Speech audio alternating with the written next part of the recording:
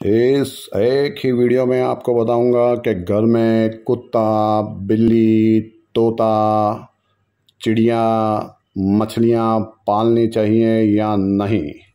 अगर नहीं तो क्यों, और हाँ तो क्यों।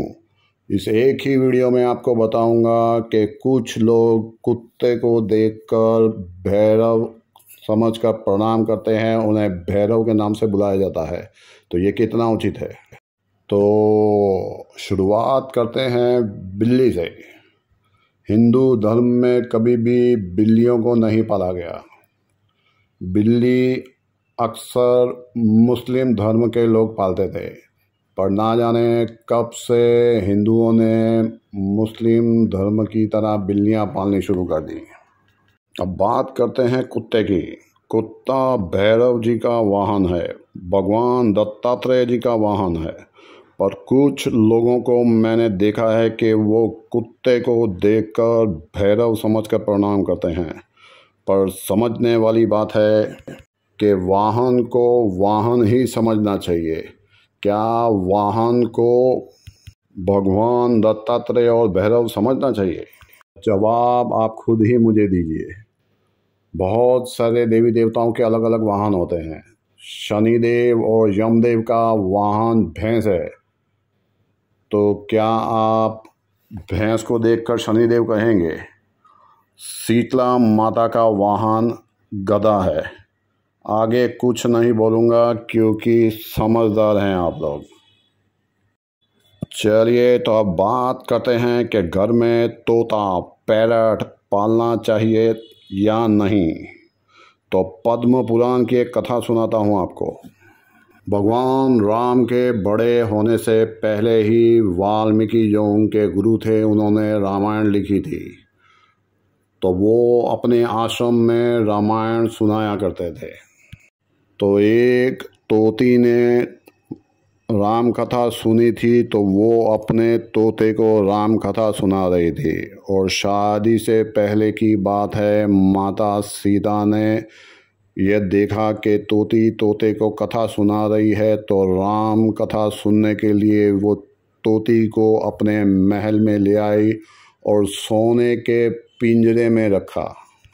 तोती प्रेग्नेंट थी और तोते के वियोग में मर गई। तब तोते ने सीता माता को श्राप दिया कि जैसे गर्भधारण अवस्था में आपने मेरी तोती को अपने पति से जुदा कर दिया, उसी तरह एक दिन आपको भी अपने पति से गर्भ अवस्था में जुदा होना पड़ेगा। तो जब श्राप सीता माता को नहीं छोड़ पाया, तो हम लोगों की तो क्या हैसियत है। कोई भी पशु या पक्षी हो, वो अपने वालों के साथ, कुत्ता कुतिया के साथ ही रहकर खुश रहता है। हम लोगों के साथ तो सिर्फ खाना खाकर खुश होता है, साथ तो उन्हें अपने वालों का ही चाहिए। हम उन्हें कितना भी बढ़िया खाना खिलाएं, कितनी भी बढ़िया सुविधाएं दें, लेकिन उन्हें वो खुशी नहीं मिलेगी।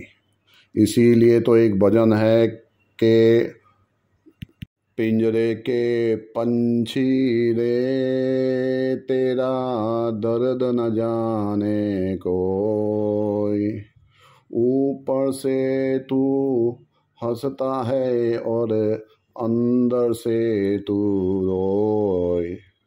तो इसका मतलब यही है कि आपको तो लगता होगा कि आप उन्हें खुश रख रहे हैं, लेकिन उनके अंदर की पीड़ा इंसान नहीं समझ पाता।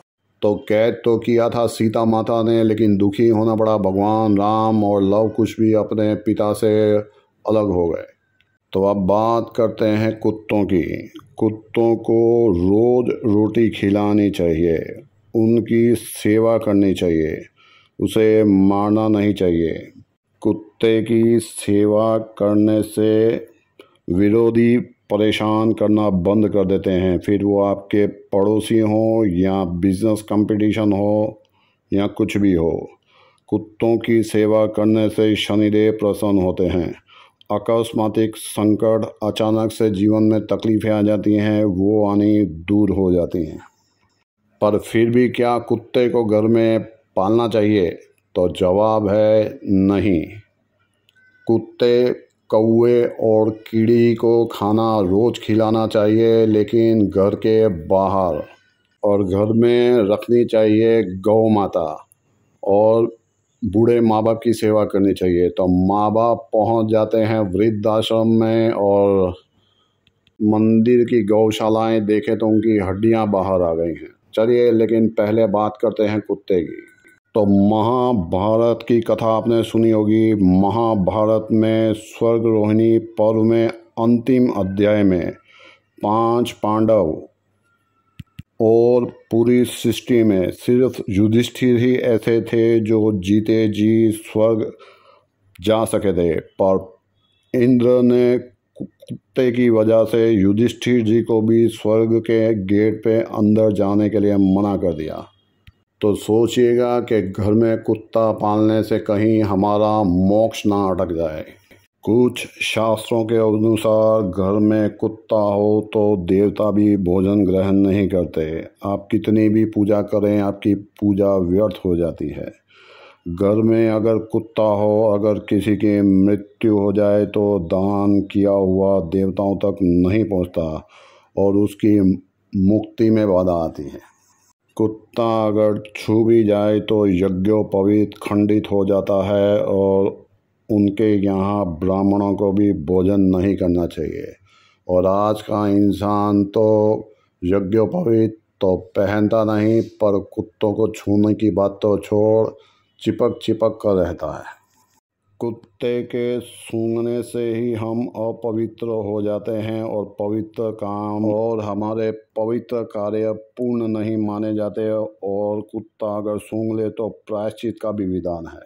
शास्त्रों में सुना है कि अगर किसी के प्रति मोह हो तो अगली योनि उसी की मिलती है। तो घर में अगर कुत्ता पाला और उसके साथ में मोह हो तो अगला जन्म कौन सा मिलेगा, आप समझदार हैं।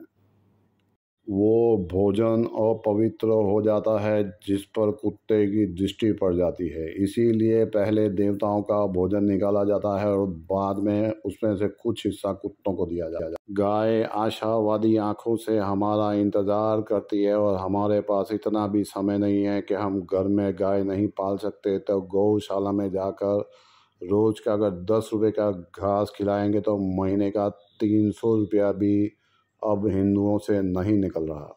और गौ माता से कामना करते हैं उन्हें बैतरणी नदी पार करवा देंगी।